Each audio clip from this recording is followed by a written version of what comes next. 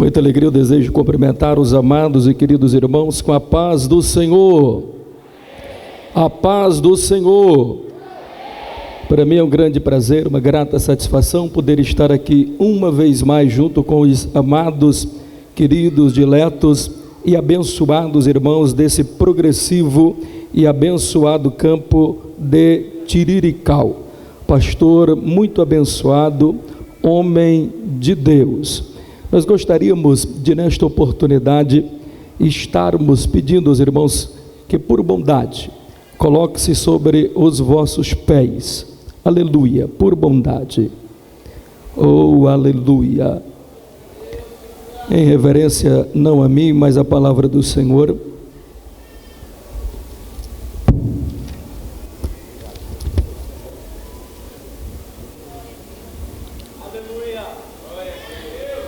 Provérbios no capítulo de número 11, Provérbios no capítulo de número 11, o verso de número 30.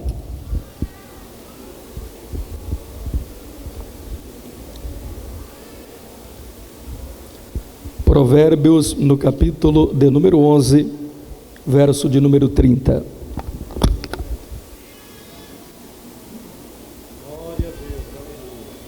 Nós também temos os nossos DVDs, 32 temas de mensagem. No final, os irmãos querendo adquirir, será uma bênção. Os irmãos estão aí?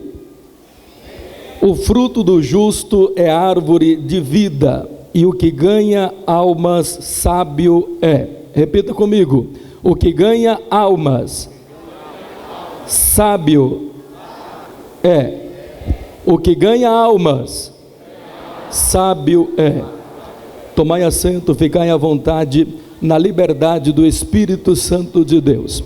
Meus amados, queridos, diletos e abençoados irmãos, estas palavras aqui proferidas foi pelo homem mais sábio da terra.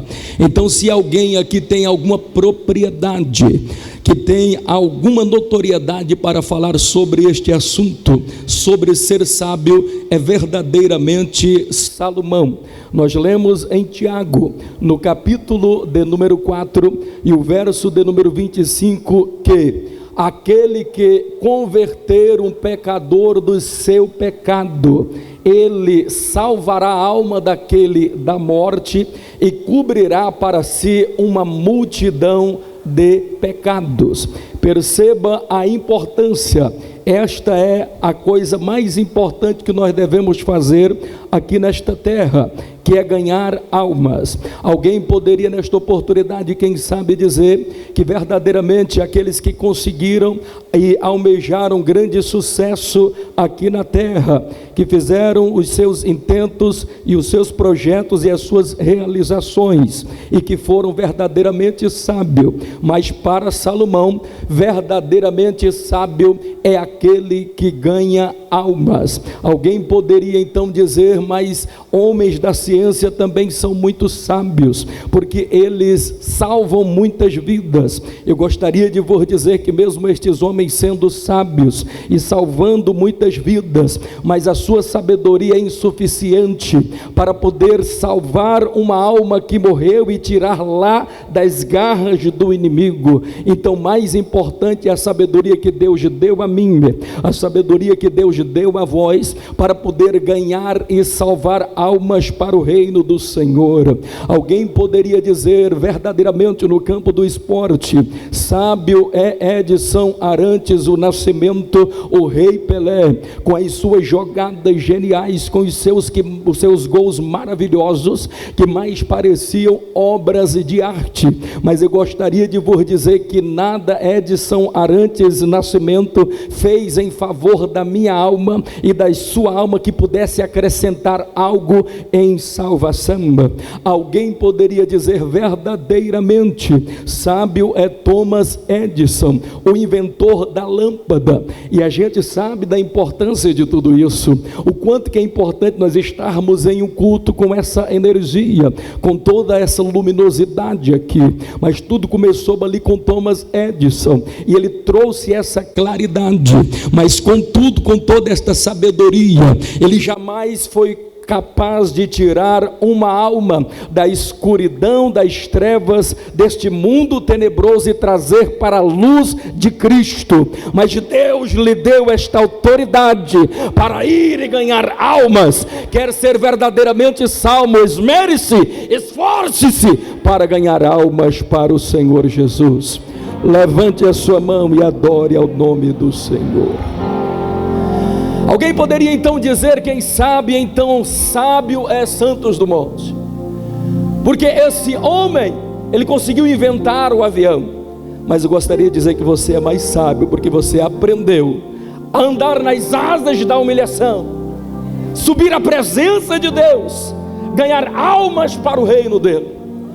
Alguém poderia nessa oportunidade então dizer, mas sábio também é Daimler e Benz, o inventor do automóvel de combustão a motor. Sobretudo e contudo, meus queridos, ele foi incapaz de criar um automóvel, uma carruagem de fogo que pudesse levar o homem à presença de Deus. Mas Deus lhe deu esta sabedoria. Alguém então poderia dizer, sábio verdadeiramente é Bill Gates, Steve Jobs, os homens por sucessivos anos, os homens mais ricos do mundo, visionários à frente do seu tempo, ganharam milhões e milhões de dólares. Todos nós conhecemos a importância da Microsoft, do Windows, todos nós conhecemos tudo isso. Mas com todos os seus milhões, eles não foram capazes de ganhar uma alma para o reino de Deus, e não puderam comprar nem mesmo a sua própria salvação, porque a salvação ela é gratuita.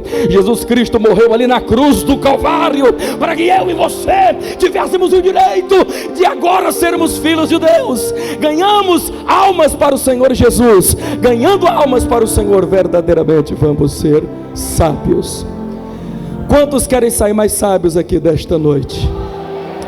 Então coloque no seu coração a partir de hoje, de querer ganhar pelo menos mais uma alma, de não passar mais nenhum só dia sem que você pregue deste amor, que você fale deste amor, que Jesus Cristo morreu ali na cruz do Calvário, para que nós tivéssemos o direito de sermos chamados filhos de Deus.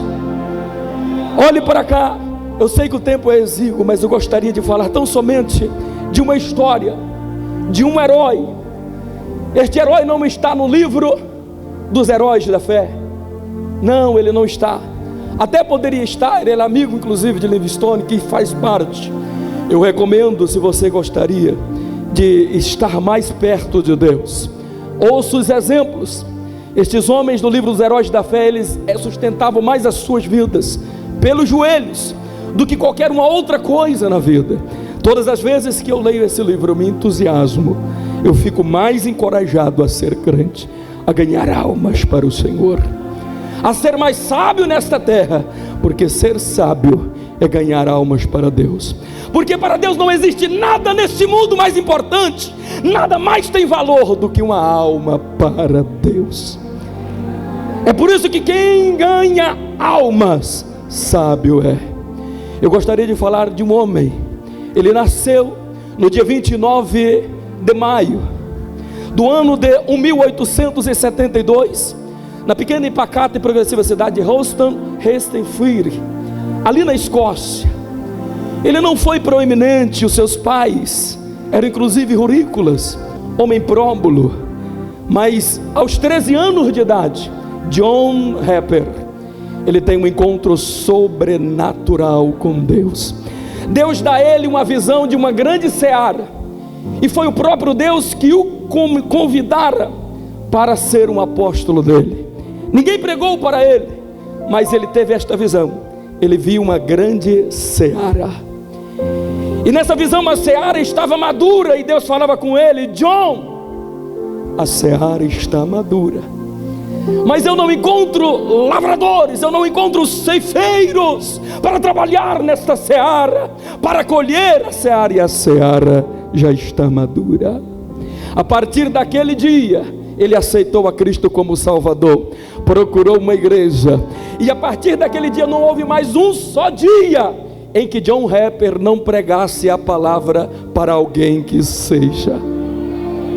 4 anos mais tarde foi inevitável, porque quando ele andava nas ruas desta pequena e pacata cidade, ele não podia ver uma esquina, que ele se alegrava tanto no Espírito, que ele começava a pregar, ele começava a falar do amor de Jesus, aquilo fazia parte da vida dele, e ele se comovia com a tristeza, se comovia com a dor, ele tinha uma empatia sobrenatural, a arte de se colocar no lugar do outro. É por causa disso que quando ele via uma prostituta, quando ele via um drogado, quando ele via algum mendigo, pastor Marcos, estávamos em São Mateus ontem, quando ele via alguém nesta sarjeta, ele ia lá pregar a palavra do Senhor.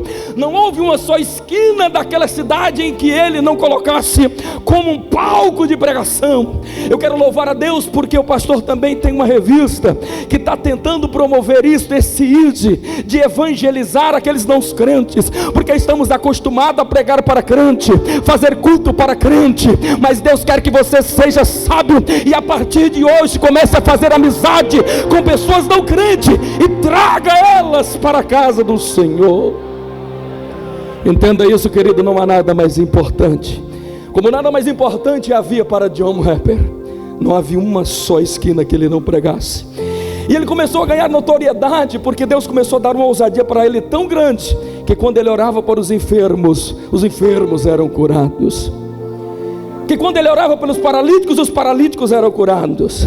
A cidade ficou pequena. Ele que trabalhava para poder se sustentar, ele recebendo esta chamada, alguém viu e disse: vem para cá, para a minha igreja, e eu vou bancar você, eu vou bancar o seu ministério. Alguém acreditou no ministério de John Harper. Aí as fronteiras foram pequenas para segurar este homem, e ele já havia uma promessa. Aos 2 anos de idade ele foi salvo miraculosamente, caindo em um fosso, e com 2 anos de idade, passou-se muito tempo ali, até que alguém se apercebeu, e a mãe chama os vizinhos, e miraculosamente aquela criança foi salvo em meio às águas, assim como foi Moisés. Anos mais tarde, quando ele estava no ano de 1998, com 26 anos de idade, em alto mar, ele sempre teve esse processo com as águas. Ele, que ainda não sabia nadar, porque ele tinha muito medo das águas, ele entra em um barquinho, o barquinho sai à toa, ele tenta pular, e por horas e horas ele se debate, e Deus ensinou ele a nadar aquele dia, mas ele bebeu muitas águas, ele ficou muito fraco, alguém conseguiu resgatá-lo, e miraculosamente ele foi salvo.